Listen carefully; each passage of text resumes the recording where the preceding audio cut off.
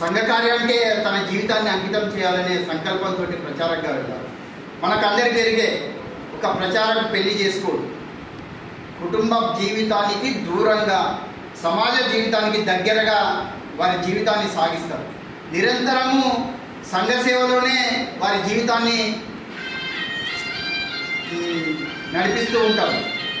కాబట్టి వారు ఆ విధంగా ఒక ప్రచారంగా ఉన్న సమయంలో మనకందరికీ తెలుసు, ఈ దేశానికి మొదటి ప్రధాని ఓట్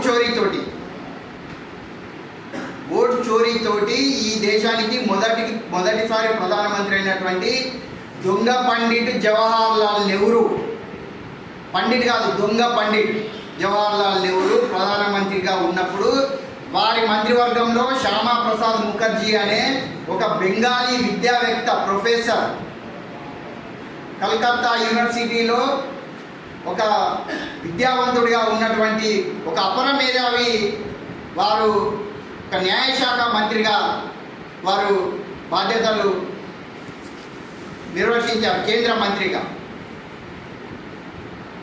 2 సంవత్సరాలలోనే ఈ ప్రభుత్వ విధానాలు కావచ్చు, ప్రధానమంత్రి ప్రవర్తన కావచ్చు, ఈ దేశ పోకడలు కావచ్చు, వీటన్నిటిని కూడా దగ్గర నుంచి గమనించినటువంటి వ్యక్తి. ఈ దేశానికి 3,50,000 మంది ఆత్మ బలిదానంతో వచ్చిన స్వతంత్రము ఎక్కడ చేజారిపోతుందో అని, దీన్ని కాపాడాల్సిన బాధ్యత మన పైన ఉన్నదని, ఇటువంటి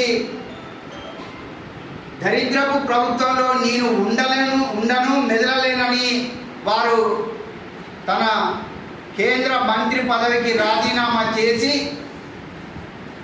వారు బయటికి వచ్చారు. మంత్రివర్గం నుంచి, ప్రభుత్వం నుండి, కాంగ్రెస్ పార్టీ నుండి కూడా బయటికి వచ్చి ఏం చేయాలని అర్థం కాని పరిస్థితిలో అప్పటికే మహాత్మా గాంధీని హత్య గావించబడ్డారని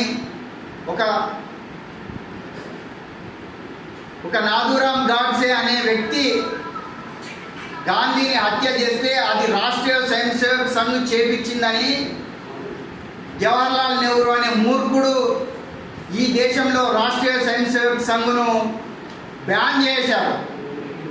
నిర్బంధం పెట్టారు రమేష్.